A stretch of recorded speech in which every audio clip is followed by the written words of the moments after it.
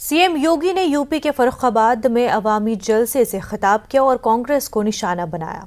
CM योगी ने कहा कि मालेगांव और इस जैसे मामले में कांग्रेस ने जानबूझकर आरएसएस और दीगर लोगों को निशाना बनाया और झूठे मुकदमों में घसीटा।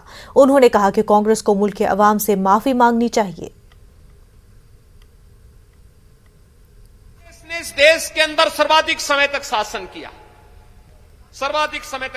किया, लेकिन शासन किस रूप में कर रही थी? आज आपने कांग्रेस का आपने महाराष्ट्र एटीएस का एक बयान देखा होगा। उस समय कैसे भारतीय जनता पार्टी के कार्यकर्ताओं को, नेताओं को, राष्ट्रीय स्वयंसेवक संघ के नेताओं को, हिंदू नेताओं को कैसे लोग झूठे मुकदमों में फंसाने का कार्य कर रहे थे। आपने मालेगांव विस्फोट के मामले में देखा होगा। कांग्रेस की शरारत देश के खिलाफ एक अपराध है और कांग्रेस के लोगों को इसके लिए माफी मांगनी चाहिए देश की जनता से।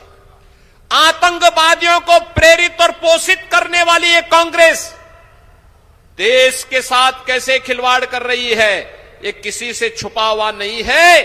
पहले जब सत्ता में थे तब उन आतंकियों को प्रेरित और प्रोत्साहित करते थे और हिंदू संगठनों पर झूठे मुकदमे दर्ज करते थे। और आज जब सत्ता के बाहर हैं तो हर उस कार्य का विरोध करते हैं जो कार्य जनता के हित के लिए हो।